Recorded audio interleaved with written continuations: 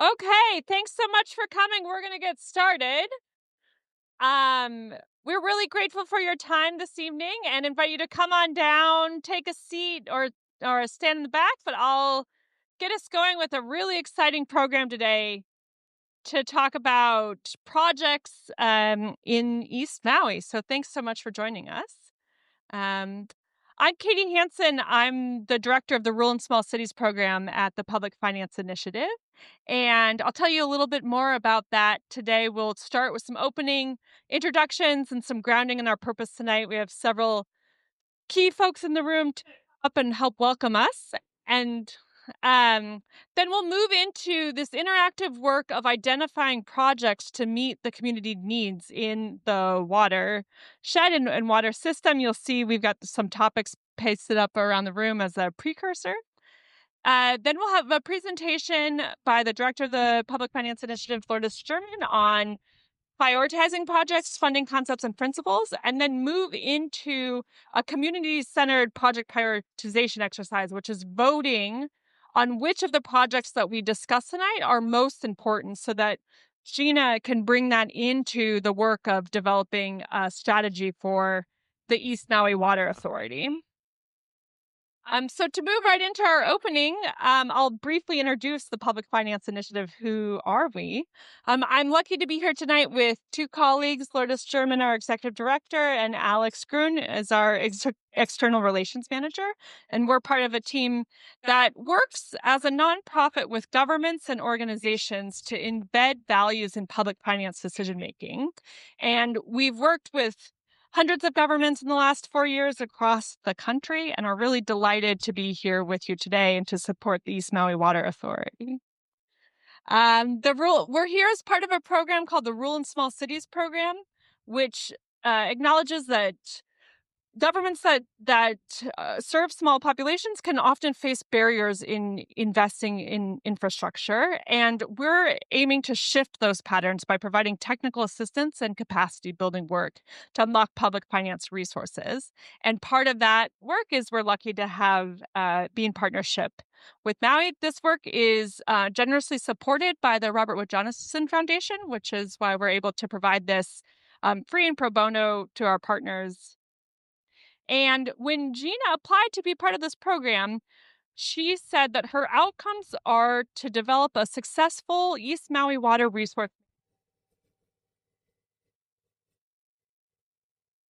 component that provides economic and social benefits to the communities that have been completely dewatered under previous practices and promotes sustainable water resource management to ensure the future water availability for future generations. So we read that and thought, boy, howdy, are we excited to dive in partnership. So part of our work tonight is to try to generate lists of projects that will bring those community benefits. And so we could not be more grateful for you and your time to draw on the wisdom and enthusiasm in this room as we're working towards this collective vision. And with that, I'll pass it over to Director Young. Yeah. Thank you very much. Thank you, Katie. And thank you, everyone, for coming tonight. I really appreciate seeing everybody out here. I'm Gina Young. I'm the director of the East Maui Water Authority. And before we get started, I think you all know that there's bathrooms along in the back. You go outside through there. And then I also just wanted to acknowledge my staff and all the work they've done to get the department up and running, as well as getting these series of meetings going. So we have Serena Fukushima, that's right there in the back, Information Education Specialist. Mary Eliza Beaumont right there. Also an information education specialist. And then Leslie Tamarabucci is our grant coordinator in the back. And our grant program is still open. So if anybody had any interest in that, go ahead and talk to her. We had a great meeting here a couple weeks ago, too. I also want to thank my board members. I am so grateful to them and the guidance and the wisdom that they provide to us. I want to especially acknowledge Lynn Scott for coming out tonight. Thank you. We're also really lucky tonight to have our board chair, who you'll hear from in a minute, Dr. Jonathan Scheuer, Lekeki Scheuer in the back. I know. You hate to praise, and yeah, this afternoon I just explained to everyone how grateful we are to have him. He works on water issues across the state. So he brings his knowledge and his wisdom to us, and he does such a great job of explaining technical, complicated issues and has been very impactful in the work that we've done. I also want to say thank you to the Public Finance Initiative for coming out. You'll hear more about their program in a couple minutes. But coming out to communities like ours that are looking to overcome adversity, past injustices, dealing with the severity of climate change, by helping us to build in a community benefit component and to develop a new lens or a new way of looking at how to manage our resources. And then to how we bring these community-centered, municipal projects to funders too. So it's not just the visioning process, it's how to make it go all the way through. They were here when we did our first round of meetings in June, and I see a lot of familiar faces that were there. And, um, we learned a lot of useful information there. That lens was more broad then. We really just wanted vision and input. So tonight isn't a repeat, it's a diver deep, and what we're doing is we're looking more to develop programs and what the community is interested in seeing the actual actions. And then when we understand that, we have a better idea as we develop those programs. And we'll go into a little more detail about how that whole process works. But before we go on, I did want to just give a quick recap of what we did learn in June and explain that this is part of a process that we're going through from vision to implementation. And June was really about vision. Tonight, we'll do more project identification and community priorities, and then we go into pricing and then moving into you need funding to make anything happen. So in June, we heard several common themes at all three meetings, which were um, we'll do it, yeah, K and I, and Kula, and then we came out here to Haiku. And those themes were community control, equity, access, fairness across the process when it comes to water resources, infrastructure needs and investment, really managing our resources from a culturally based perspective, kind of bringing back that wisdom that worked for so long, education, knowledge, and transferring that down through generations, and also the importance of civic engagement, making sure we have a healthy ecosystem too, and then also calls for good governance and transparency and accountability too.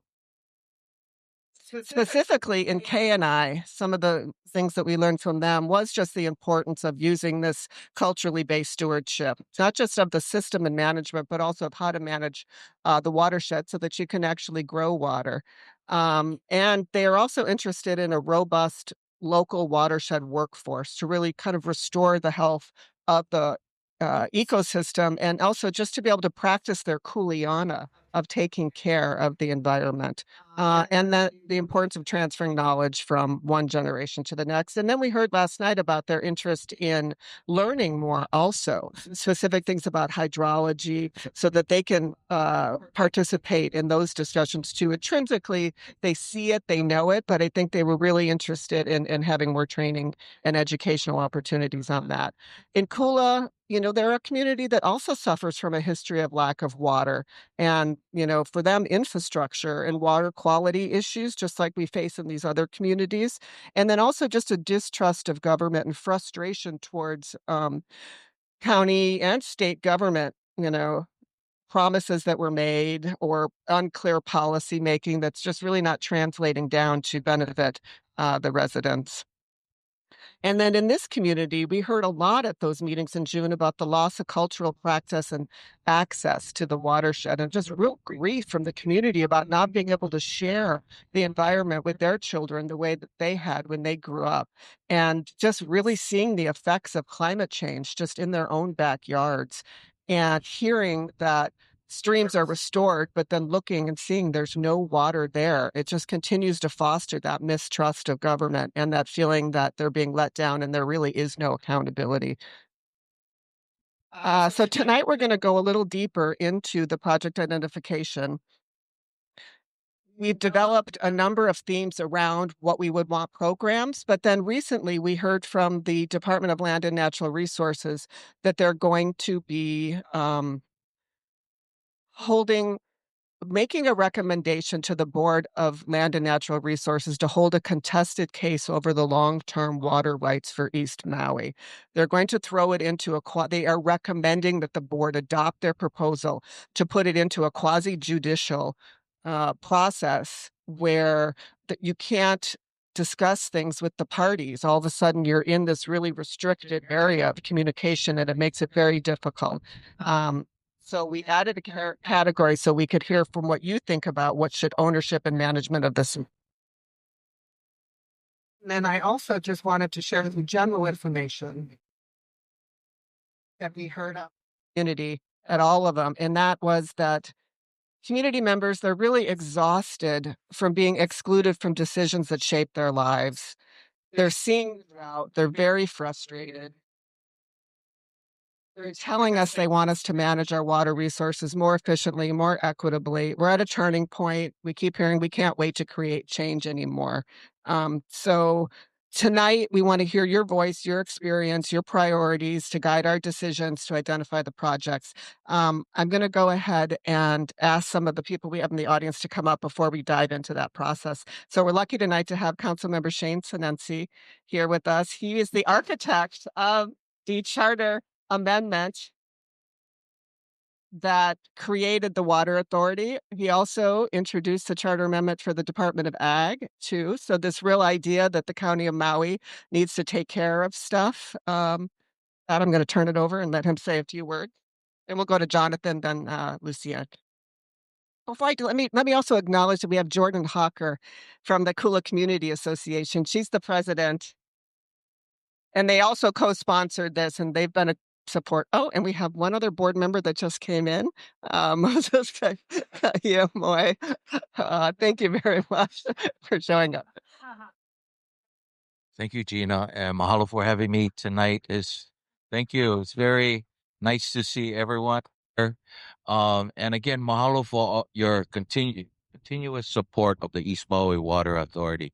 You were very instrumental in passing the charter amendment to create the authority, and you continue to stay engaged. And I'm really happy to see everyone here. I think the difference with some of the other county departments was that in the formation of the board, community outreach was a major part of creating the board. So I think we're seeing it now, and I'm excited to hear everybody's input, and please share because we want to listen to what you guys have to say. Thank you. Hi. Thank you. Thanks for being here tonight. For those of you that don't know, I worked for him for 6 years, so I learned a lot. Well, we got a lot done, and he's still working hard. So I'm going to next turn it over to our board chair, um, Jonathan Schroeder. Hello, Mike Hako. And that's 6 years in council years, which in human years is like 36, right? So she deserves a lot of credit. But thank you for letting me be here. Yeah, I have the incredible honor having been elected by my fellow board members as the chair of the Ahavaio Maui Kino, or the East Maui Regional Community Board, the governing board for the East Maui Water Authority.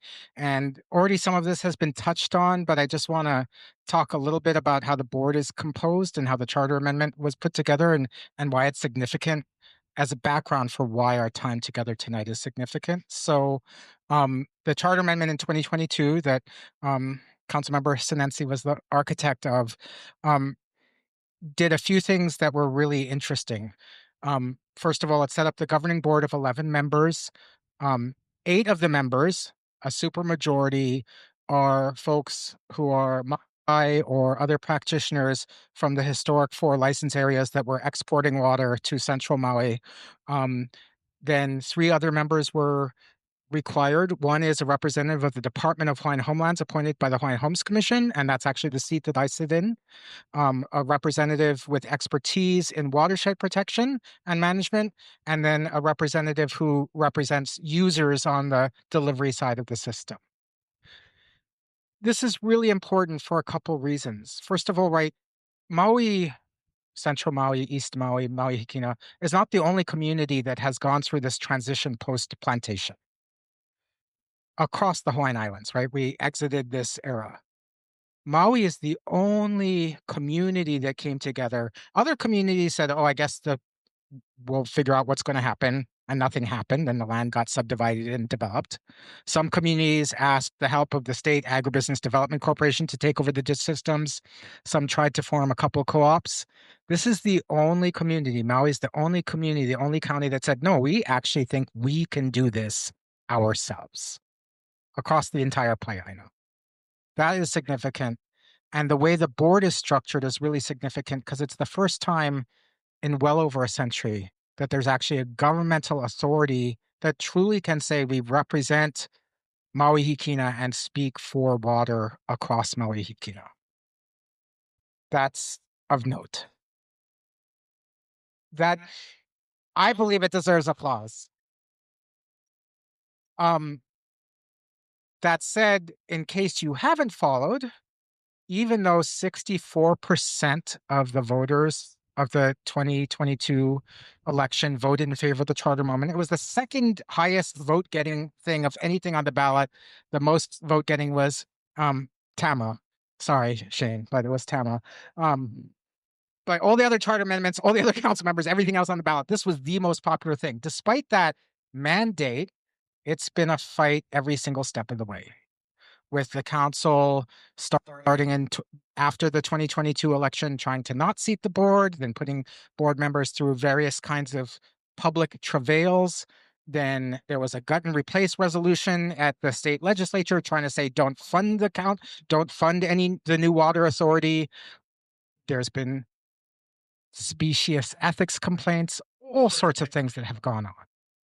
So the point is, we're fighting against 150 years of the way things always have been.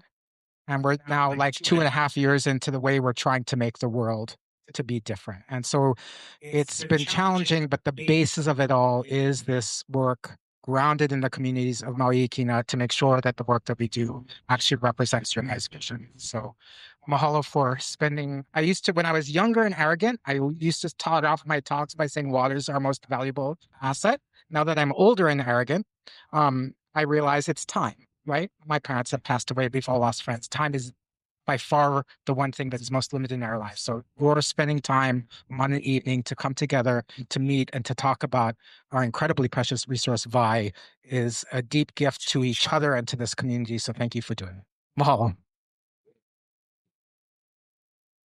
Thank you so.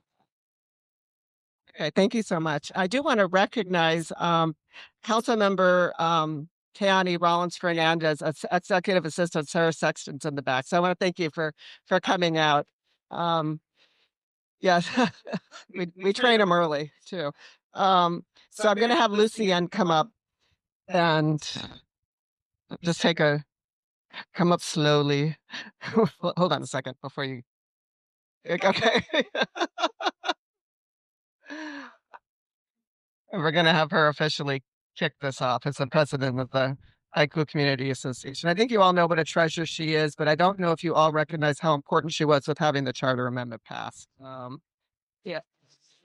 So many other things I could say. It takes a village, and Tara Apo Priest is not here, but without her devoted energy and connections, I don't know where we would have been for that charter amendment. It really takes people coalescing around a better idea. This is a better idea. It's a shame that this hasn't been tried on other islands, but Maui often leads the way. Is this guy on? Yeah. Yeah. Look close. Okay. No. No.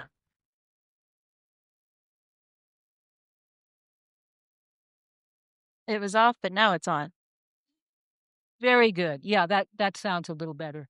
So once again, we're here to figure out what practical things we could do to grow water in our watersheds, to take care of each other, because water is about people in our community. It's not just I got mine, so forget about you. And to help the next generation have some sort of reliable supply of water in spite of changing conditions. We have to recognize these changing conditions and adapt to them. And I really believe that I'm not Hawaiian, but I believe the Hawaiian ancestors of this land figured a lot of this stuff out because they had no Costco to go to for bottled water or, get a nice sack of poi. They had to have their needs met by what was here, irregardless of what the changing circumstances were. So if we can just leave ourselves open to what worked 500 years ago, what can we do better based on what we know from those times where people really had to adapt and innovate and look at the things that help us all. This isn't about upcountry users versus the taro growers. It never has been, but unfortunately, it was set up that way for many years. And I, for one, am very, very glad to see that that is not really the case anymore. So with that as our groundwork, let's just move forward. Thank you to the folks here from the Public Resource Group. We're so fortunate our little communities here have top people who help people get stuff done. Because we're here to get stuff done. I like what Kyle Ellison said the other day. He said, well, there's groups that do this, there's groups that do that. We're the ones that show up and get the grass cut. So this is that kind of thing. We need to figure out ways to actually get stuff done. Mahalo. Mahalo. Thank you so much. Lourdes, I think we have a new byline. We're here to get stuff done. We love that. All right. So as a reminder, we have 3 parts of this evening. We're going to spend the next about 40 minutes brainstorming specific projects that the East Maui Water Authority could invest in to deliver the values-aligned vision that we discussed in June pick up on. And we're going to do that by rotating through topics in a World Cafe format that I'll explain. Then Lourdes will come up and share some wisdom on once you have identified projects, how you prioritize and fund them. And then the third part of the evening will be voting. So hope you can stick around so that once we generate these lists of projects and thinking about prioritizing and funding them, Gina will be able to walk away with a sense of which projects are most important to this community. So diving into this part on identifying projects, all right, we're going to use this World Cafe form, which is a way to basically say there's 4 stations set up around the room, and you'll be able to rotate through the stations twice. So I'll explain what these stations are. Each station will have a facilitator and a note taker who will be recording the conversation so we can build on the wisdom. And then about halfway through, I'll make an announcement and you can stay where you are. If it's a really generative conversation and you just want to talk about water system improvements the whole time, camp out up here. If you want to also move to a different station halfway through, you're welcome to do that. So what are these stations? We have 4 stations. Water system improvements for efficiency and longevity, number 1 right up here. Number 2, base yard development. Number 3, watershed programs. And number 4, stewardship and watership ownership. So let me tell you a little bit about what that means and who the facilitators are. They'll wave their hands, and then we'll get started.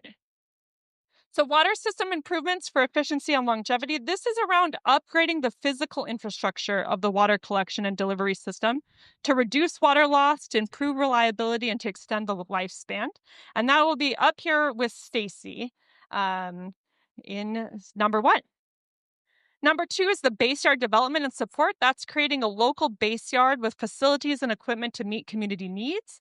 That'll be with Gina back in Station 2.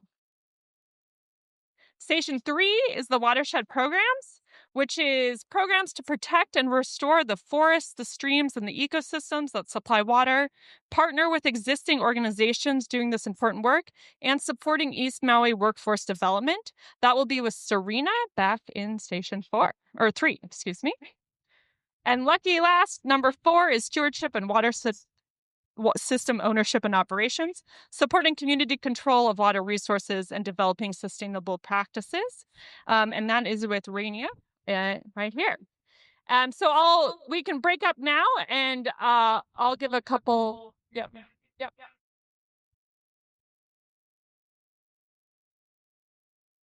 Yeah, we're going to do two 20-minute rotations.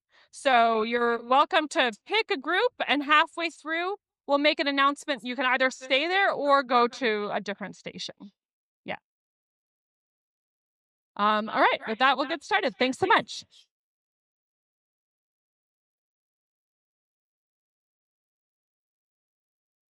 So after that, we'll do a report out where we'll be able to summarize what projects were taken. So if all of the facilitators and note takers could please meet in the back of the room with your notes, and then we'll be able to report out on all of the wisdom in the room.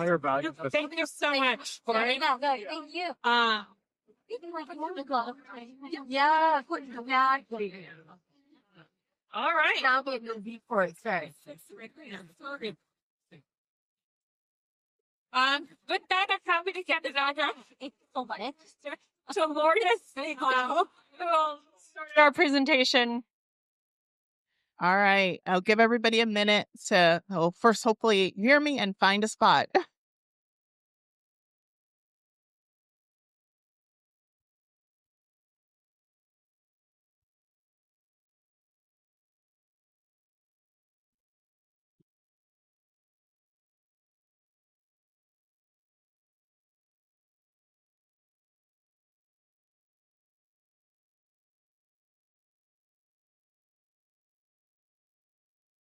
All right, everybody. Can everybody hear me? Great.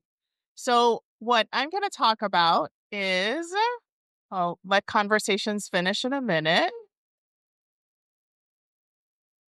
What we're going to talk about is how do we take the ideas that have come up in this room and actually turn them into real investments, and not just investments that bring money to your priorities, but specifically, how do we not lose sight of everything that we've talked about as important? And because we don't want to talk in abstractions, part of what I'm going to do is use an example that's actually come up tonight and that came up in June, and make sure that everybody can really ground and see, like, what does it mean to actually pay for a project, and make sure that all of the hard work and vision and thoughtfulness that has arisen from all of your comments, like that actually translates towards action.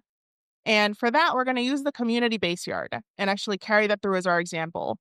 Um, and part of what I want to make sure that we're holding are the key themes around which, this project is grounded in. So not just creating a base yard that is a part of an operating infrastructure ancillary to the water system, but what if you actually held that this really should be community controlled, have a level of cultural integration, serve an education purposes, be sustainably funded, and also further youth engagement.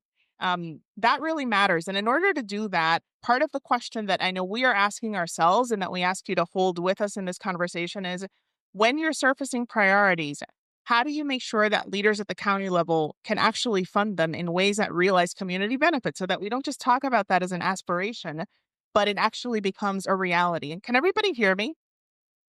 Okay. I don't know. Is there another mic that I could use? Okay. Can everybody hear me now? Okay, great.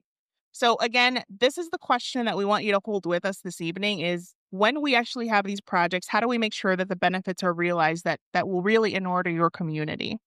And that does not happen just by thinking about the money. If I were to tell you that we can bring money to a project and that's it, it's going to really do everything that we think it will in place, that's not the case.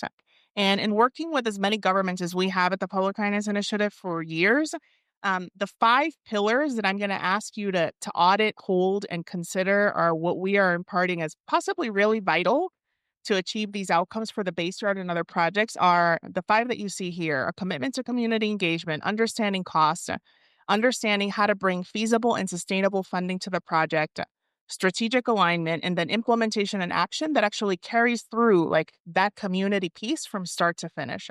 So how do you do that? So first, community engagement is already like literally what we're starting in this room, not just having you surface and make visible what you think in your heart and mind is really important to you, but also making sure that what we do next, the ranking and voting, you actually help Gina prioritize it. Because we know that not everything of the many, many projects that we've discussed today and in K&I and other meetings are going to get funded. So we really want your voice in actually saying, what do you think should rise to the top of competing priorities?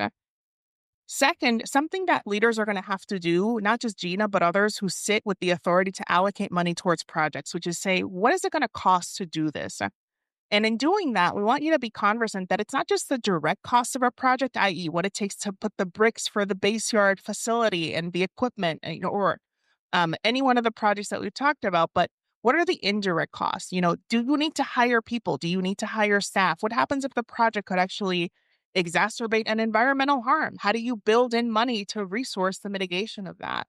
And not only thinking about the one time cost of the project, but these are projects that, if they work, you want to see in place and in community for probably a very long time if they're serving their purpose. How do you create a plan that is multi year so that the projects aren't one and done, but actually persist? And then strategic alignment. We know that obviously we're starting kind of the thinking around strategy by listening to you, but we know that there are many other competing priorities, both politically and within the ecosystem of actors around the water system. And to the extent that there are other strategic considerations, including those that EMWA may hold and others at the county level, including what about the asset condition of the other pieces of the system we might not be talking about? What about deferred maintenance, i.e., things that need to keep the system in a state of good repair? Fiscal health objectives, when the county might not have infinite resources. Those are really important, and at least considering them allows you to build a narrative of like, where will my project gain support so that we can make sure that it's funded, so that we can realize these projects in community in place. And also recognizing that projects can be prioritized across a short and long-term time horizon so that you can actually see them happen over time as a family of projects that are advanced. And then feasible and, the slides went away. Feasible and sustainable funding. I'll ask one of my colleagues to come up and see what's wrong with the deck. Feasible and sustainable funding, which is what we're going to dig into with the base yard example, saying, what if we took that idea from start to finish? What does it mean to build a plan of finance that is community informed and that doesn't raise money in a way that is extractive? And in considering extractive practices, we know the history of harm from extraction comes from so many sources, but often people don't think that the plan of finance is a place to look for that and to audit and ask those hard questions. And we want to say, yes, it is. It really matters. Because not asking that could actually undermine your outcomes from a project standpoint if the plan of finance does harm to community. And then in addition to that, and last, implementation and action. What are the things that if you bring private parties to the table or nonprofits to do this with you, to realize this work, you can actually say, we preserved a commitment to community voice. And how do you do that in technical and very specific ways? So let's dig into that. And team, I don't know whether the slides are showing with the base yard. So I'll wait 1 second to see if we can get the slides back. Alex or Katie, do you know if the slides will be back? All right. So think about this. What if I laid out a timeline for you, which you'll see shortly, from 2025 to 2030, 5 years? What do you think are the things that you would put on that timeline if we were going to create a community base yard? Anybody? What might be important to do? If you think about that, if you were part of the table, or if you think about what that project might entail, anybody? Find a location. What else?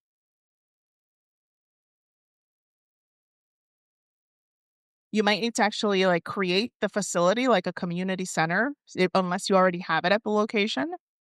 What about if the base yard was going to give equipment to local residents so that they could actually perform ancillary water projects on their own properties? You might need equipment, right?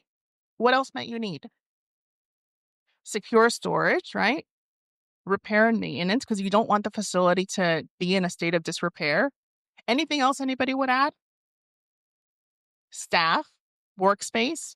What if it was engaging in scientific monitoring, right?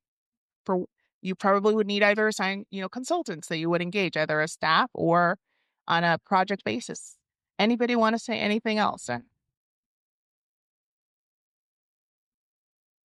Education and training. Anything else? What was that? Yeah, exactly. So you've done a great job identifying a bunch of different things. And the way that that's going to be funded, if you want to move away from the history of private control, is with public finance as the anchor, because that is like the linchpin towards saying we are moving in a direction, even with a small project that is not at the heart of the system, but ancillary and vital to community, and saying this is going to be both government owned, government operated, in partnership with community, and with a different governance model than we've had before. And for those of you who are not familiar with public finance, it's nothing more than how governments raise and spend money. That's it. It gets much more complicated, but if you hold this, it'll be pretty easy to wrap your mind around some of the more difficult concepts. And if we were to say, how are we going to pay for the things on this timeline, which I'll visualize for you shortly, we start with saying, well, how does the EMWA raise money? So, in case you're not familiar with this, and I know those of you who are here in June, we talked about this a little, it's a really unique setup for the Water Authority to be basically a functional department within the county that creates not its own enabling authority, like many water authorities across America that have separate legislation and are freestanding organizations. But the benefit of being created as a functional component of government really gives the EMWA enormous power to both draw upon its own self-supporting, like user rate structures as a wholesaler, but also the ability to tap into a pretty enormous fiscal base, which is the Maui County revenue base. So if you've not read the 300 pages of the county's budget, this is a chart that shows you where the money comes from and what the money is that basically fuels the county and everything that county government pays for. The governmental fund is like the largest bank account. Think about it as your biggest bank account. The general fund is the fund within the governmental fund from which the county pays the majority of like the operating expenses. If you look at the biggest slice that's blue, the way the county raises the most of its money is from own source revenues from taxes, i.e., taxes from people.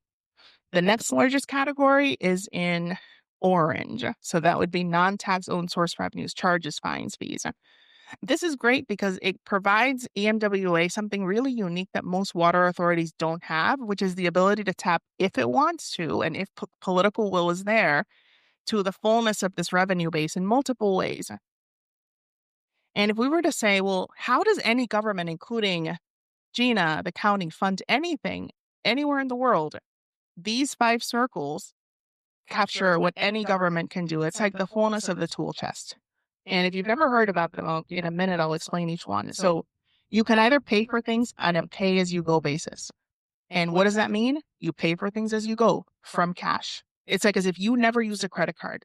It's like government never borrows. The second would be municipal lending instruments. That's where you do bonds, notes, something called commercial paper, where government says, hey, we want to fund this, but we don't want to put out all the money for it. We want to actually borrow the money like IBM or Apple do from investors, actually creating a debt instrument where we pay investors principal and interest. And unlike Mahi Pono, we don't give them control of the system. We don't give them control or governance of the asset, but we create the ability to raise enormous amounts of money and put it to work and lock it in for a project for 30, 40, 20 years, a really long duration or even more.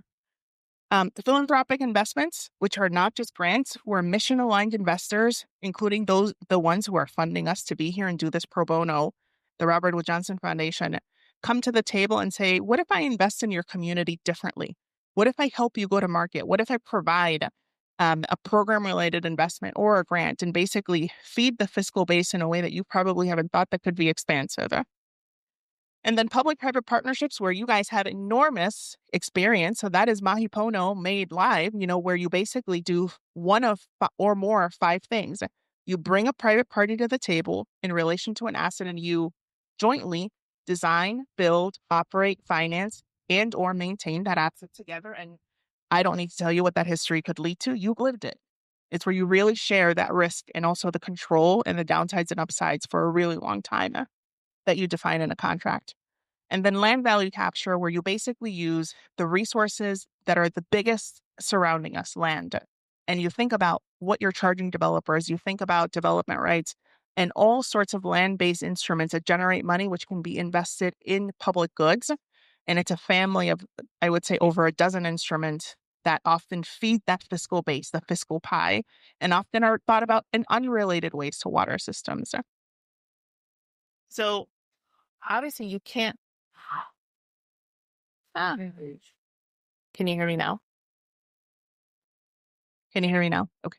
Um, want to go back to our base yard example, I'm going to recommend that we hold, like, what if we just hold three? And we said, what if we fund the base yard through a novel combination that we call sort of these integrated public finance approaches that includes pay as you go, which the county does, municipal lending, and philanthropic investments, specifically as a program related investment structured as a guarantee. Where could that lead you and how could that get you, even in this political environment, which could turn difficult and where the headwinds are unknown, towards a future path of this project signifying shared governance as an incremental step towards what you hope for the larger plan can show? And part of what we're considering is, like, what if the base yard needs the things that you've told me you'd put on the timeline: personnel, equipment loan programs, scientific support, infrastructure, education, and many, many more things that we could include on this chart. If we have our blank timeline, this is an example of how I might put on that timeline some of the things that you talked about and more.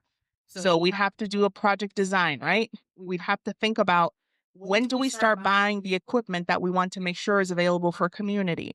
When do we actually create the facility, make sure we secure the grounds? Do we have to buy the land? Where does that come from? Do we have to build a new structure? And how do we then, once it's placed in service, actually run programs? How do we make sure that we keep up the facility? How do we make sure that we actually hire people to do scientific monitoring of water quality and other aspects of the system that are of an environmental character? And if you look at the way that I've color coded this, and this is just totally representative, you could arrange it like a puzzle in a bunch of different ways. But the orange connote what are operating expenses. The blue connotes what are capital expenses, infrastructure expenses. And if you've never thought about that difference, basically operating expenses are like the cost to keep the lights on, the salaries of the people who work there, anything that's not the brick and mortar equipment expense of the thing, the facility, the asset.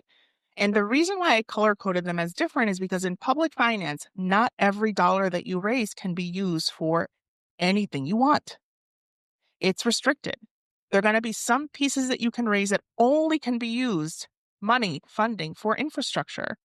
There's money that also can come with flexibility that could be for capital and or operating expenses. And separating it out basically shows you, how could we fund this in a way that actually could allow us to do this, not just as a one and done, but over time. So let's say the project cost $3.5 million, a number pulled out of thin air across these 5 years, like all the things in that puzzle, the things you've told me, and more that aren't on this list. How might you do that?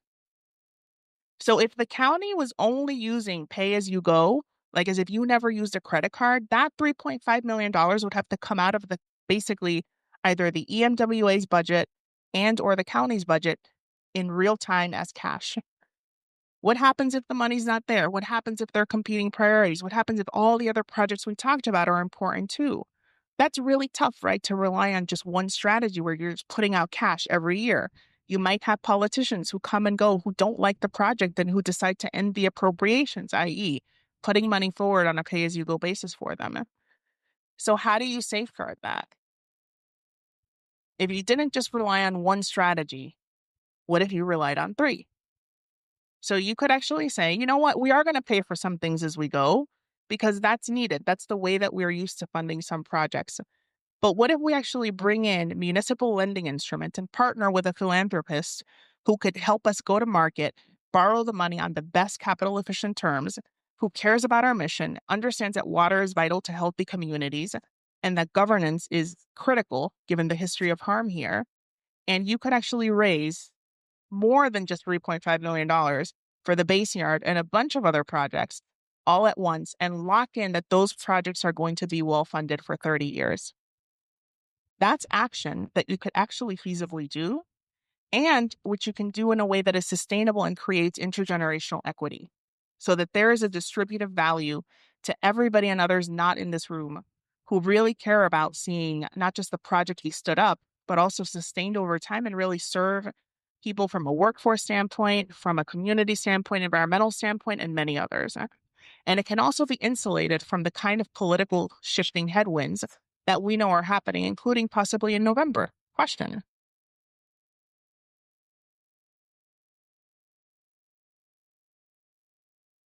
Yeah, absolutely. So the county of Maui actually has a deep history using what are called municipal bonds. So let's say that I'll answer this question and then I'll go to the backup. You want to raise $100 million, and it's for street repairs, for water pipes. It's for a bunch of projects that are brick and mortar infrastructure. The county basically has a history of going to the capital markets, which is where you find investors. They find a bank that is going to be like the syndicating bank at the top of the list. And on any given day, they could say, investors, we want to borrow $100 million from you. And the county literally just did an offering like this for multiple projects. I believe it was less than 6 months ago. And they were able to raise an enormous amount of money from capital markets on very capital efficient terms. So, what happens on the day of the closing of a deal like this? The county basically receives, let's say, $100 million from investors, including people in this room, institutional investors like foundations, pension funds, university endowments. And then on the day after they receive that money, they can use the money to begin doing the projects, putting the money to work in place. And then the obligation begins to repay the investors. And what the investors get, which is very different than what Mahi Pono, for example, gets as a public-private partnership in this arrangement, is they just receive payments of principal and interest until the last penny of the debt is paid. So it creates a liability on the county's balance sheet, but the investor has no control, no governance rights with respect to the project, but they have loaned you the money so that you can use it in the way that you see fit. And of course, there are restrictions. The IRS really regulates what can you do with the money to make sure that you get the benefit of what traditionally attaches to these deals, which is tax exemption for the investor. So there really has to be what this room has identified as most important, a true public purpose at the heart of the arrangement, no level of privatization or minimal privatization subject to IRS rules that really cap that at like a very small percentage of the issuance. And what happens in the end is you're able to raise money that carries a 30, 40 duration, a long pledge, i.e., the money cannot be used for anything other than the projects you identified, because that's taken at the heart of what makes the obligation unique and very different from pay as you go. Did that help explain it? Okay. Okay. We can dig in more. And a question back here. So I I've been in Haiku, Kenai, and Kenai had funding, like you, funding, funding with equipment, funding with agriculture. Um, Somehow it never worked. The whole thing was we're going to maintain what they had. They had trucks to deliver uh, all the vegetables and stuff from Kenai out here. They had equipment, like backhoes, lawnmowers, and whatnot. But yet, it was for the community. But yet, what happened when things broke down? Yeah. Thank And you for there's only a few people that know how to fix it.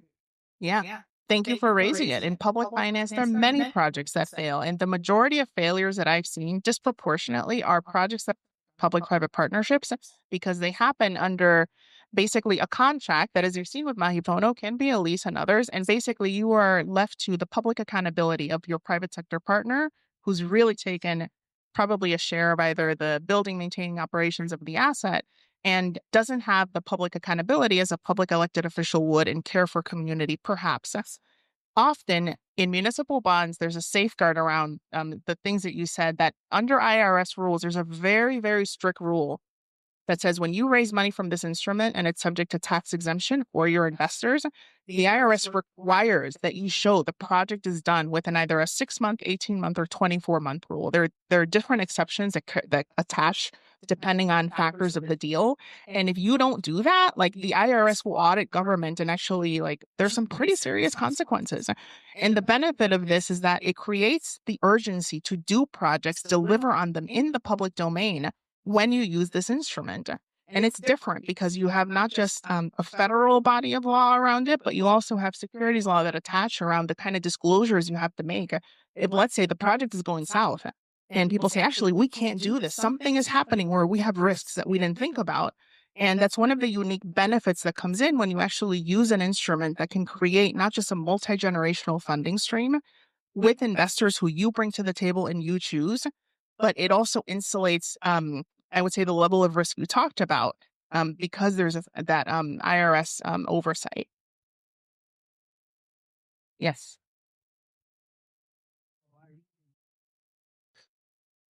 From my reading, it appears as though the bond market right now, the just overall bond market is vulnerable with high deficits and debt that the United States has, which means potentially that we're going to have significant inflation in the future. And so somebody has to pay the debt service on this as it's particularly a 30 to 40-year duration of the bonds that are going to basically lend us, we the people, the money. We have to pay them. And we can derive revenue from Haipono or other people, but the cost of that money over 30 to 40 years is vulnerable, I think. Yeah. And can you address that in the current situation right now? So that's why the third, and thank you for bringing up this question, that's why the third circle is up here. So one of the unique things about the county is typically the piece that you talked about, we're in a rising interest rate environment. Who knows? We don't have a crystal ball, right? When the Federal Reserve will lower interest rates. And the interest rate that basically governs, well, how much do we pay investors for that loan every year for 30 years, which can be significant, is governed by a bunch of different factors, including investor perception of risk and market conditions. And right now, the U.S. Treasury and U.S. Factors could be quite vulnerable. However, one of the best ways to insulate against the cost of capital risk, which you are wisely bringing up, is foundations who have pristine balance sheets and AAA ratings, i.e., the best report card, and who are considered to be the safest when you look at the landscape of investors, actually want to test, could they partner with you? Could they partner with government who wants to do mission-aligned, good work, good projects that further health the outcomes? And specifically say, what if we went to the market with you? What if we were your backstop? What if someday EMWA or the county said, we can't pay these bonds back, and this investor says, hey, we're a foundation, we would step in? Might the investor look at you differently? And that's where and this is our biggest experiment in theory of change we are testing, is that a different way to correct for a market failure? And, one of the benefits of this program, as Chris and I were discussing earlier, and Katie said our new tagline is, we really care about action. We don't just want to think the great thoughts. We want to bring to communities ways to realize the vision and hope that you tell us is your hope for path. Is in this program, beyond helping Gina come up with lists that are community driven, be conversant in a process to say, how do you then turn that into funded projects? What can you think about? But empowering her and you to do that yourselves. We are also testing whether or not foundations will actually be investors in Gina, in the county, and you guys in this way, in a way that's never been done, that exists in the private sector, but that where foundations have never tested their ability to step in this way. So that's actually a real part of the program where Gina will have the opportunity to try and seek that funding for the very projects in this room. And guess what that does? That's not subject to political will. It might be, but it's agency to act, agency to fund things with an investor who can treat you differently, who can actually open the door to engaging a market very differently. So we'll see if we're right, but we're trying and very mindful of that concern. Other questions? I keep turning this off. Okay. I don't think it does. So I'll try and speak really loudly. Try this. Um, just on the heels of this question, thank you. You're right. Everything that I'm talking about carries risks and benefits. And in the interest of time, because we want to also engage you more, you'll have access to the slides. You talk about pay as you go has pluses and minuses, appropriation risk, the ability to act nimbly, things that you can insulate against appropriations. You can create enterprise funds that earmark system revenues for these projects that you think are really important. But I won't go into these too deeply, but saying that everything carries risks and you want to think about this really carefully, but also foregrounding, like what will not be extractive to you as community members when we think about where the money comes from and the fact that there are users who are paying into all of these systems. Same with municipal bonds and the unique lending instruments that we are testing out in our innovative capacity in this program. There are significant benefits where you could raise money for multi-year projects with intergenerational equity at its core, so really aligned with your values. Open up the door to investors who are going to see you very differently and hopefully come in and show that there's a different way to raise money at scale that can be as insulated from political will, hopefully, as you've experienced in the past, if all conditions align. But there are risks, including solvency risks. And one of the things that we like to, obviously, I'll end on this, is even if we brought in all the money in the world, all the what we call sort of an integrated capital strategy, a way to think expansively about every tool in the tool chest, every arrow in the quiver, some of the things that you can also do is think about using other written plans and agreements coupled with funding to say, when we bring in private sector parties to work with us on project development, as not just Mahipono, but private sector actors of different calibers or nonprofits, what if we commit to community benefits agreements, community benefits plans, and community workforce agreements, where we actually write down what we want to see happen and make sure that from the beginning, private sector actors actually are going on that journey with us. So yes. Opportunity to collaborate with educators. Because if people are involved in programs, there's someone who's eating it, like if we have the JCR, you have someone who's really excellent with preparing equipment. They have a team of people who they're training so much to also be really good at doing the equipment so that it's generating revenue as a training program while having people that are available to do the stuff. So just outside of the thought of like business as a finance, Pono is a business, that the education sector of that could be such a great collaborator for generating revenue. Yeah, I think that's a wonderful idea to think expansively about. It's the question of who comes to the table and how. And I'll close on this because it gets us to our implementation step. How do you think strategically that the kind of thinking and generative ideas like yours and others in this room don't just sit at project selection, but they can carry throughout all 5 of those pillars? So hopefully, if I've done my job today, you've walked away knowing a little bit more about what it takes to think about not just the base yard, but any one of the projects in your hearts and minds and say, how might we fund them, build a plan, and think about at least a few components which could be expanded on so that we really retain and center community voice and governance regardless of what happens in November. So thank you. Thank you very much, Lourdes. And thank you all. We're going to now move into the prioritization part of the evening, which is getting a debrief from each of the stations from earlier tonight on which projects we surfaced. And then everybody will take 3 sticky notes that are spread out throughout the room. There's about 30 of us in the room, so there should be about 50 votes up for grabs. And after we explain a summary of what projects were surfaced, we'll take 5-10 minutes to vote for them. And so you'll take one of your 3 votes, and you can either put all 3 on one project. So we'll summarize, there's about 20 projects up in the room.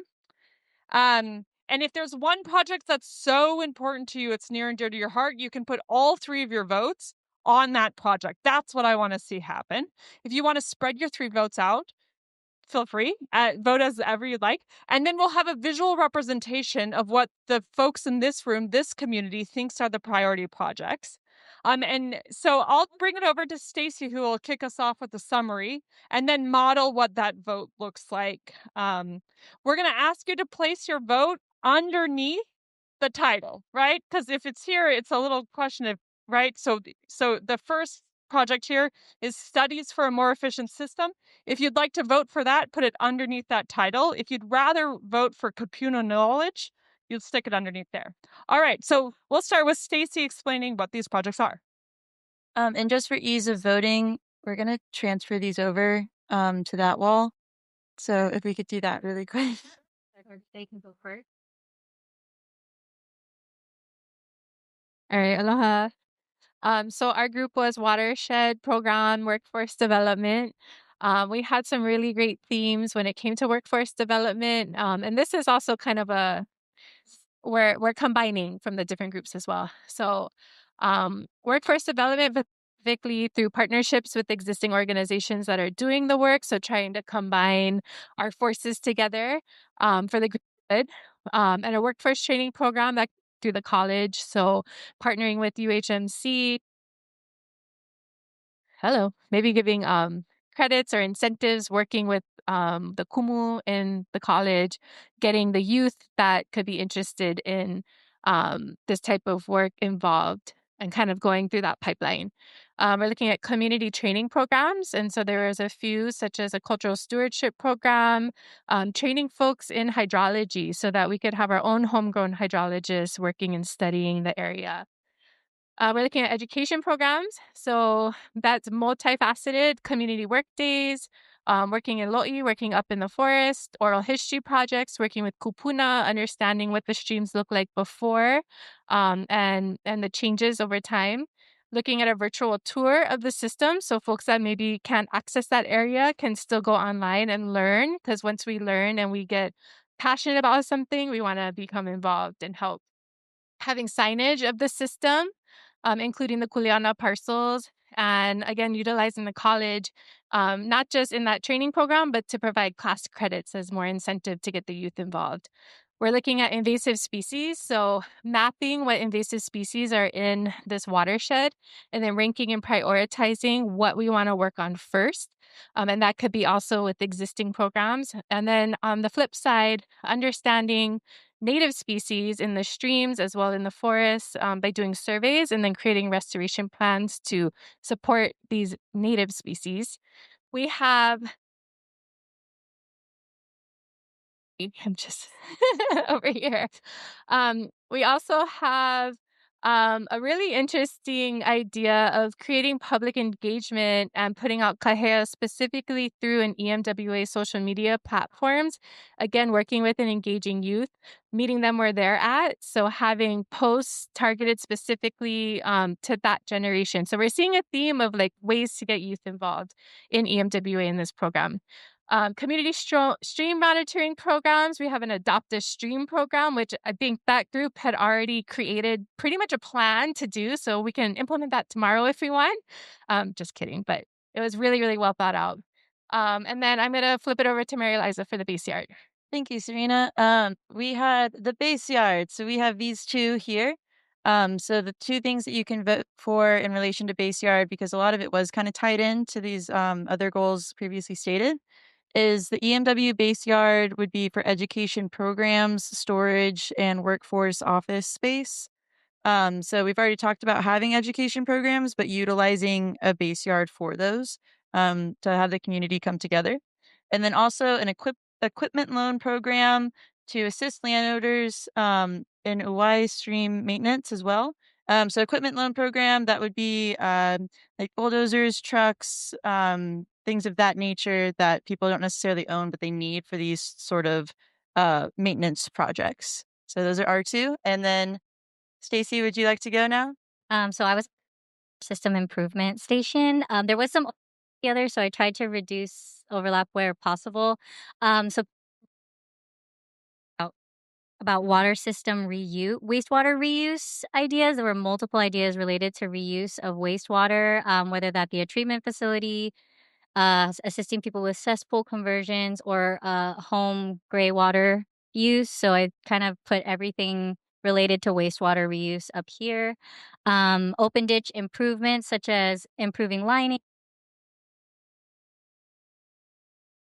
adding cover to reduce evaporation, and upgrading the systems so that there weren't debris in them as often.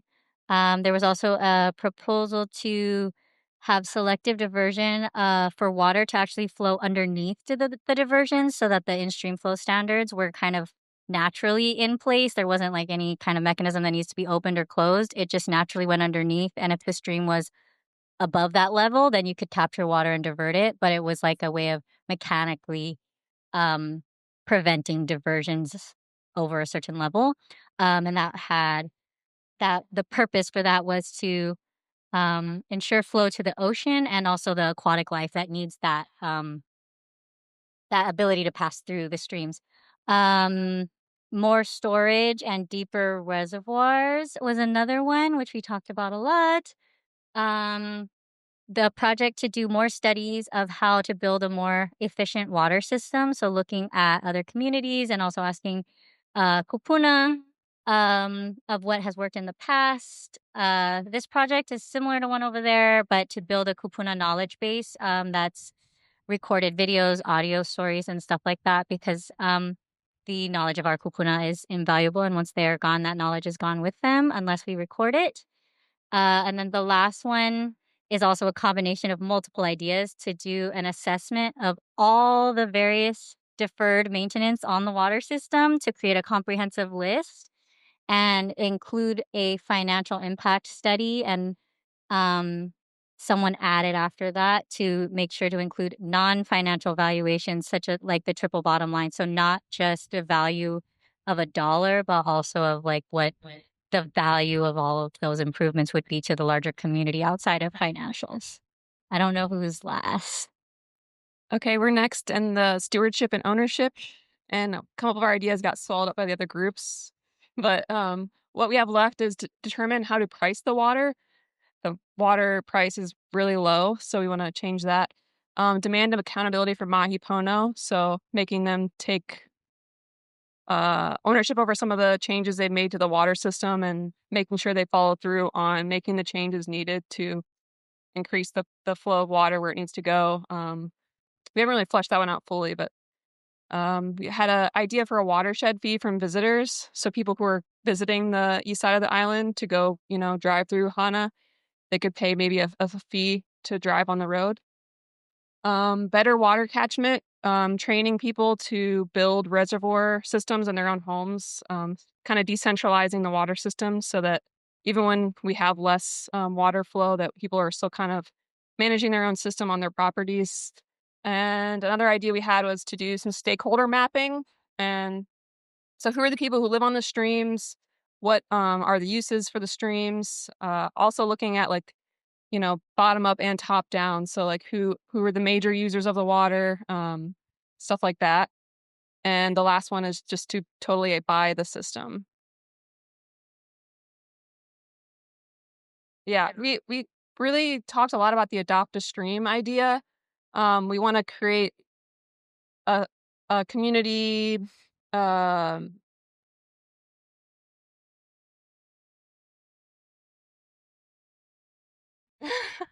yeah, we want to create a citizen led monitoring system, citizen science. So people like kind of with the stakeholder mapping, you kind of figure out who lives on the streams and what their water uses are, and then we can kind of determine like what like people who are living on a stream, they can maybe monitor the stream flow and like report that data back. Um, the health of the streams, kind of creating like a report card of the vitality of the stream because we tend to refer to this as a resource, but it is a living entity.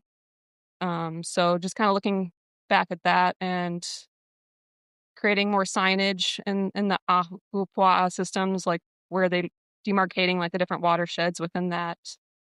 Um, yeah, and creating, yeah, relying on the community, but helping to create more organizations so that if you want to do a hui or a work day on a stream, like there's ways to organize around that. Um, yeah. How about a hand for our facilitators? That's hard work, hey? Thank you so much. Yes, thanks everybody. Are there any questions about the ballot here? Is everybody clear on what you're voting for? Yes, and everybody understands it's a bit gusty on this side of the room, so if you could really, like, massage that sticky note in there, I'd appreciate it. We're gonna have some time to reflect on this after the voting. It's a pretty visual thing to see what stands out, and then we'll have time to reflect on, are there other projects that haven't been surfaced? There are voices in the room that aren't here, so we'll have time to reflect. Yes. Determine how to price water. Yes. Is this what Mahipono is paying for the water or what our consumers are paying for the water? Who are we pricing it?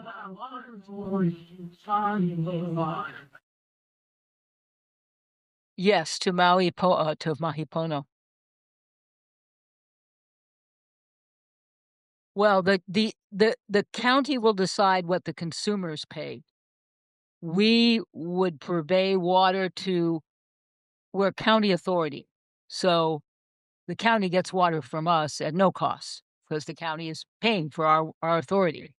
Other consumers would be assigned a cost. What would that cost be and what would we base it on? Very, very important bit of information to get. Yeah. And another thing, you're paying your water bill.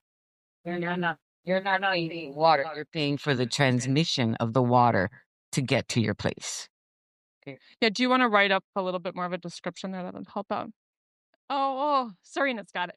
And to underscore why we're doing this, it'll help us, or it helps the East Maui Water Authority ensure that the community voice and the priorities are at the table, right, as to develop a strategic plan and where to invest in the future. So with that, let's start voting. Thanks very much.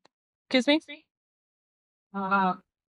What the cities will actually do because I want to make it again. So the cities that are being asked to involved to put these in the future is not representative of Maui. This little room cannot be a representative of Maui, but it's going to hold some kind of weight because you did this. Yeah. And so I want to know how far this little piece of paper is going to go. It scares me to think that the government is going to be in charge of the water. It scares me when I'm sitting in this room only hearing about finances. It scares me when everybody's coming up with the idea in this room that was already done decades, if not centuries ago, which was the Ahapua'a system. What you are describing right now is a people that you're not even talking about in this room. We existed, we exist now. This is our system. All of this is our system. We only took care of that delivery system, like Lynn says. We never owned the water. But this will have everything to do with the water. And it's scaring me right now. Everything that I see in this room is not that it's not good ideas because we're all desperate right now. But none of us can predict that what the gal said, 20 years, 30 years, 40 years from now, we're even going to have water. We might be in that biblical time of no water at all. Can you imagine that? That we have no water at all. And so we go through this whole exercise to create a system with nothing in it. So I just want to know how far this little paper is going to go, because that's a lot of responsibility right now to put something on a piece of paper and stick it on that wall.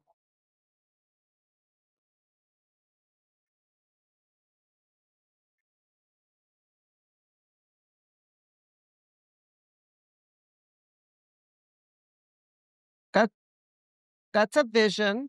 Yeah, well, that's a vision that we talked about in June. That's a way to manage water. What we're doing here today is two separate things. One, we're trying to identify certain projects that are going to cost money to implement. If you're interested in the culturally based vision and way to do it, we have the Homicide News that has a news article on a study that we did on how that culturally based management would look. So grab that, and then we're going to have a whole library about how that's going to work. What's here today? Well, When I see that over in the water. Questions. Well, identify as exactly what. Identify it for what it is. Yeah. It's a concept. It's a way of life. Yes, agreed. Yeah. Yeah, yeah.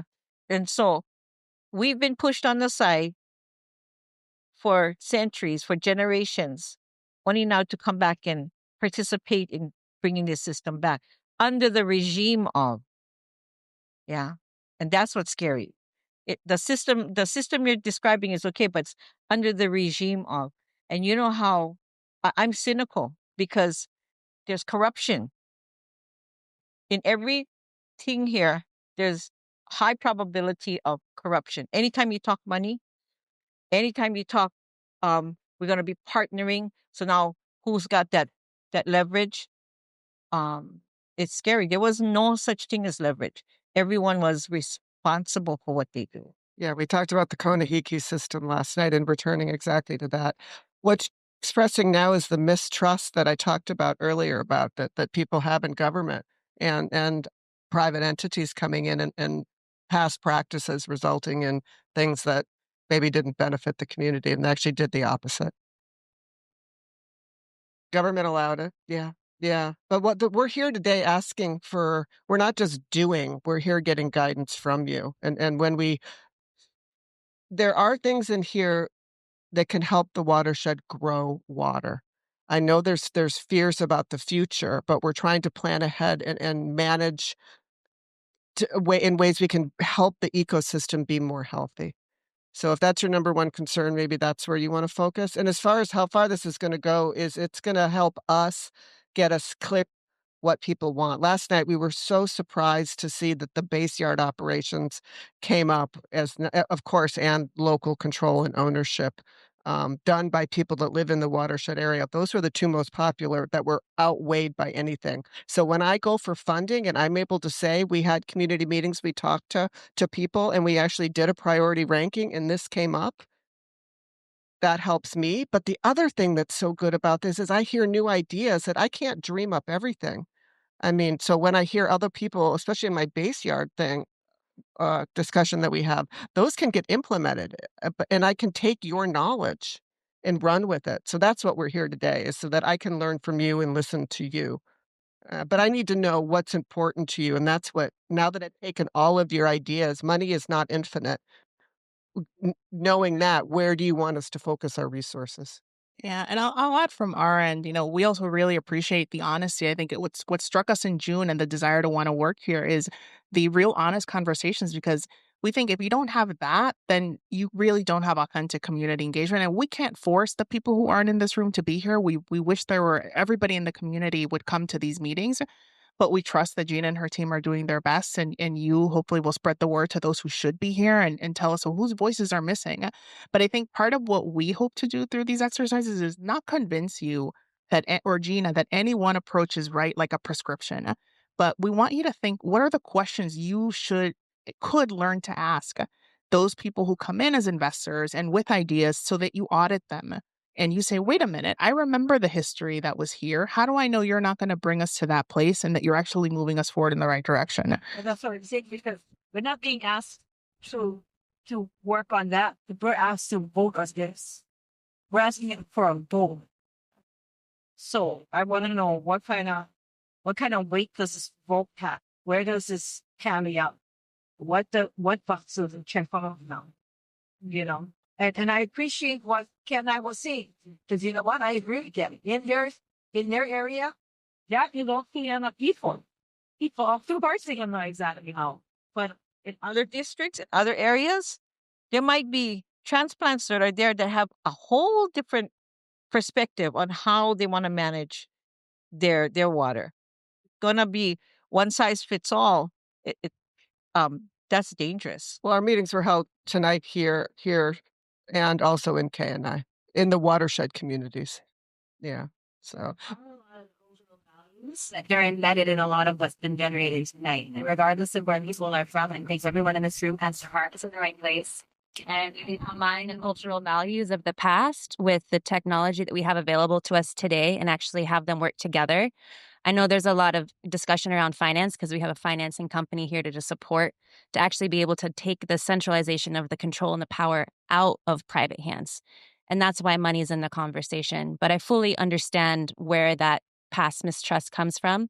I used to work for the government myself. I also mistrust the government and a lot of authority, but then bringing that authority back individually and then communally is like what would be returning to those cultural values.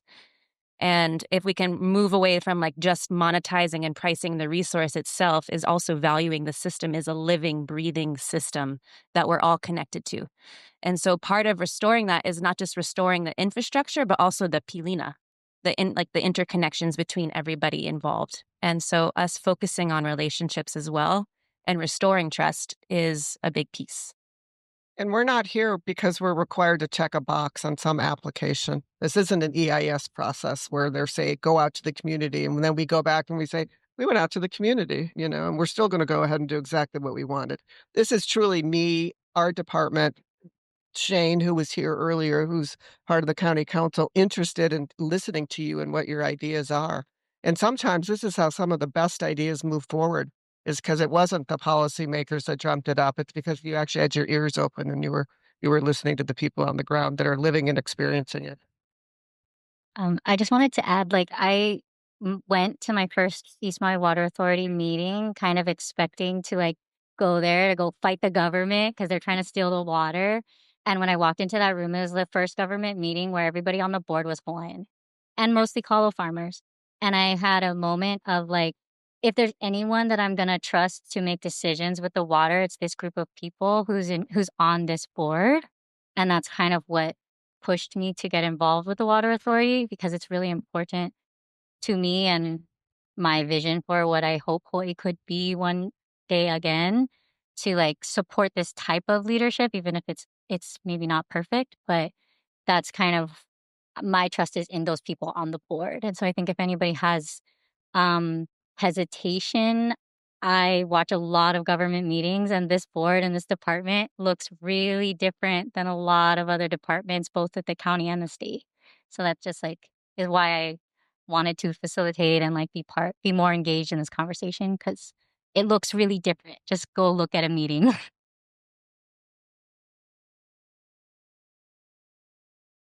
There's a lot of places on Maui that the plantation took the water, but yet even as they take the water, they promise the people that somehow the water will go back in the kahawai to feed the loi. Was good. Now the plantation is no more. Who gonna take care of the tributary that we call Hawaii that they made man-made tributary to take the water, flatland, to go back to the kahawai to feed the loi. They still maintain the water, but yet nothing went back to the kahawai.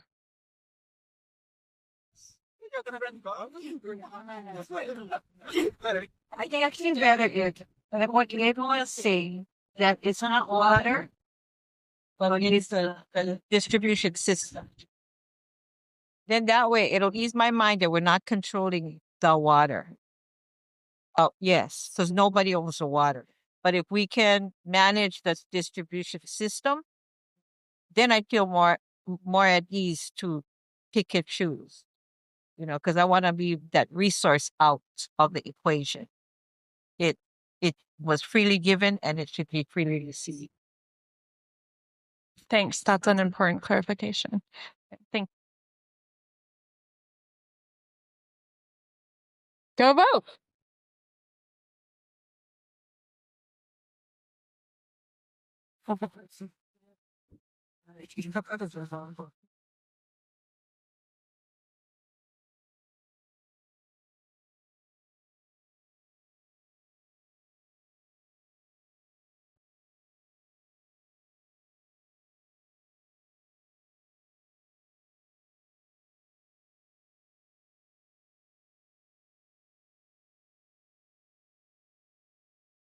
Just a reminder, 3 votes each, please. 3 votes each.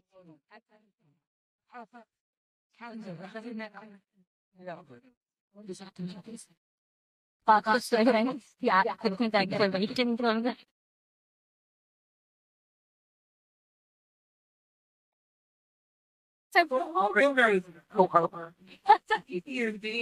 that not all of them. The reminders are up on the PowerPoint. If you really love one project, feel free to vote for that 3 times or spread out your 3 votes. Thanks.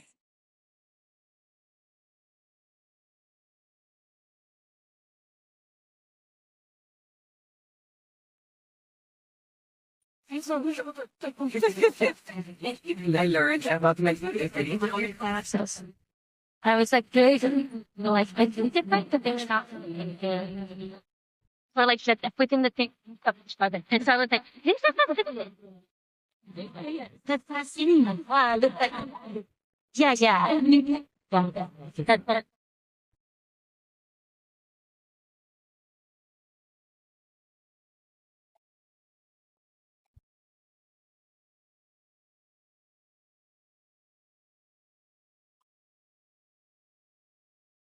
Ja, ich wollte das sehen, dass du jetzt was. Yeah, you know, that was that was I said, bring this kind of out for my head. I have to do something. So there are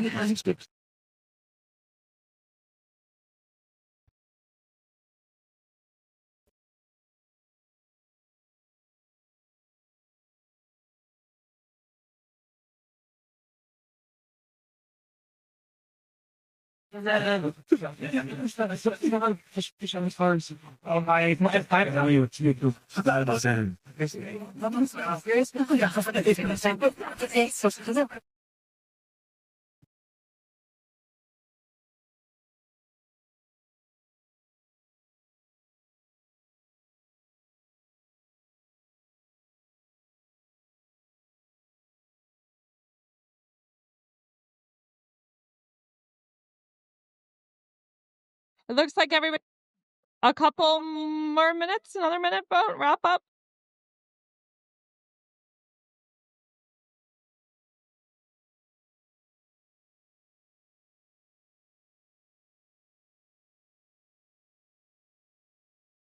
All right.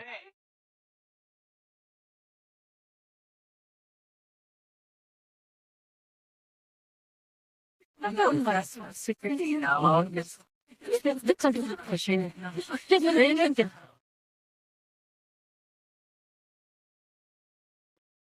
I saw the some of that saying the parties of that. Yeah.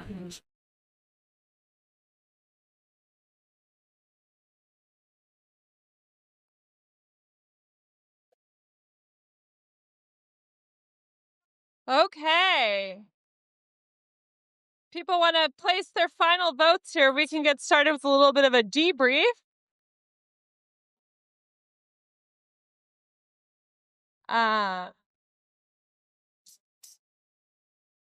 Great.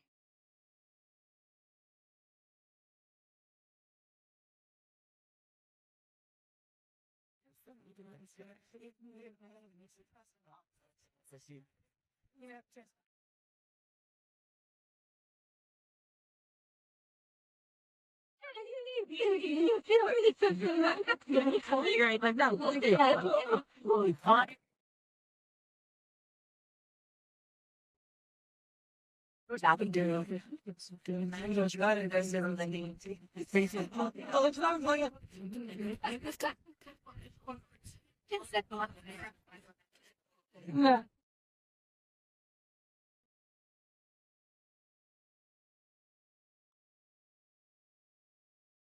And you discussed that I don't see it. Oh, okay. Yeah. I should have asked that clarification question. Let's bring that up in the debrief. Yeah. Uh, I'll cue that on maternity. We tried to cut the date where there were duplications. Yeah. It's simple, you want. Yeah. It came up. Yeah. Yeah.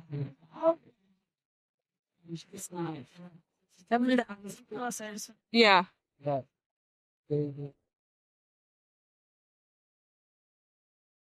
Yeah. Yeah. Yeah. Yeah. Yeah.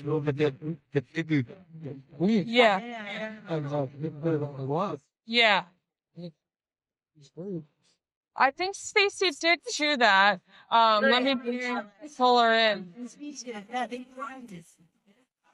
This.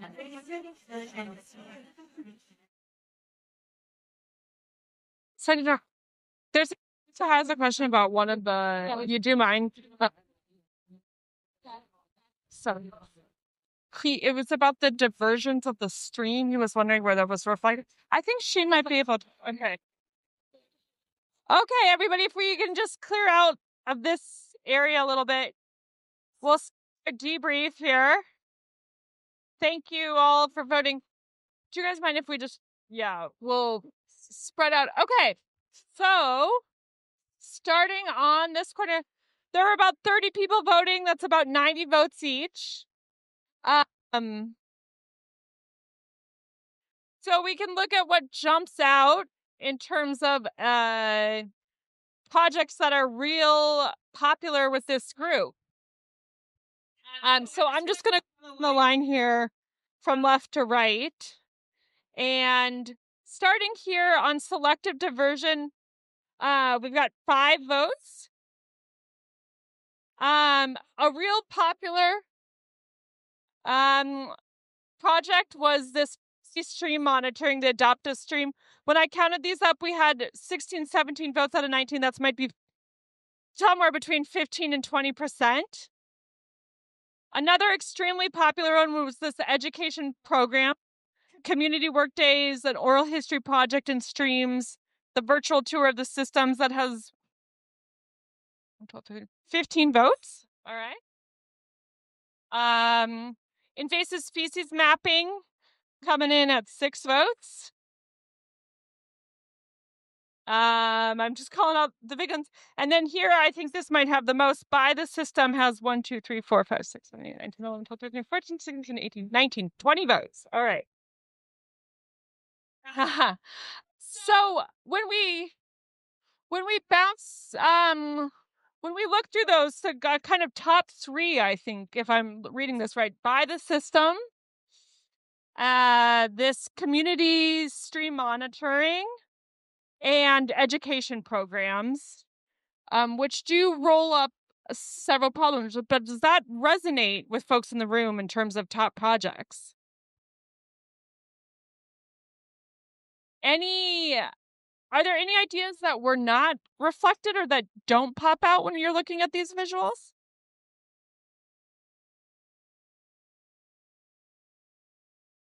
Okay. Yeah.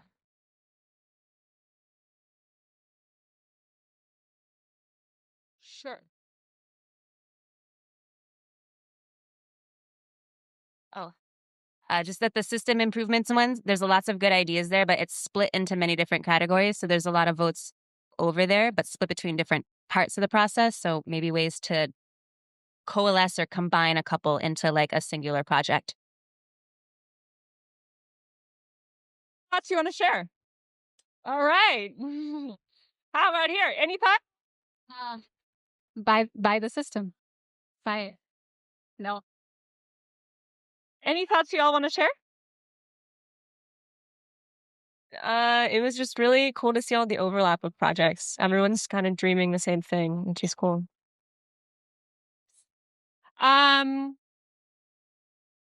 Raise fees on all the billionaires that are buying our land in Maui County.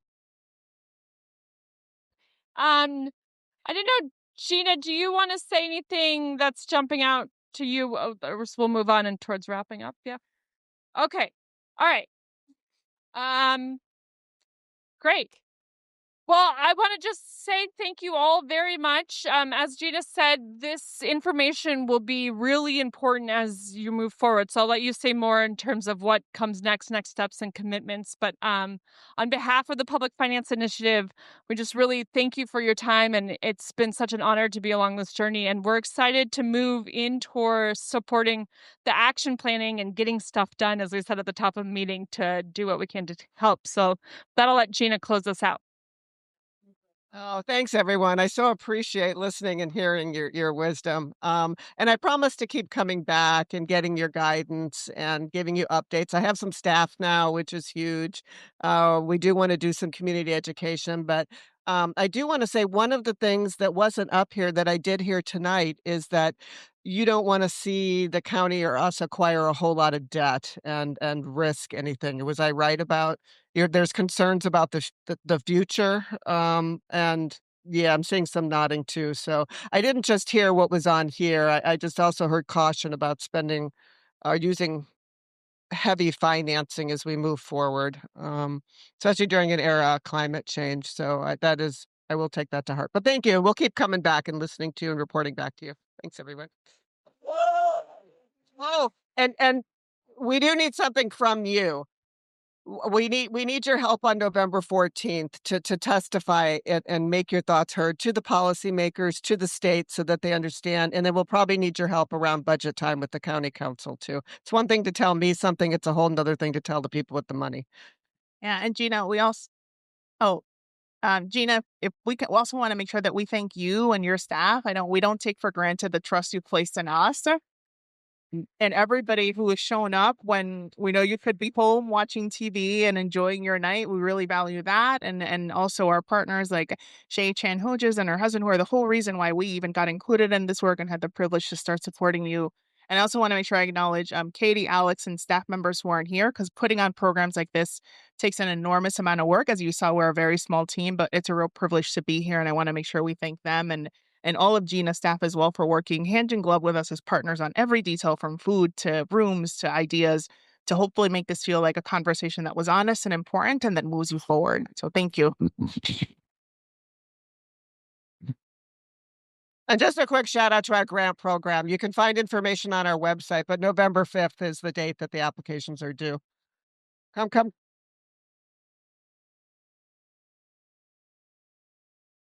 Yes, we will. Yeah, thank you. Thanks. The staff report will come out the Friday evening before, so we'll try to give a couple notice. Yeah.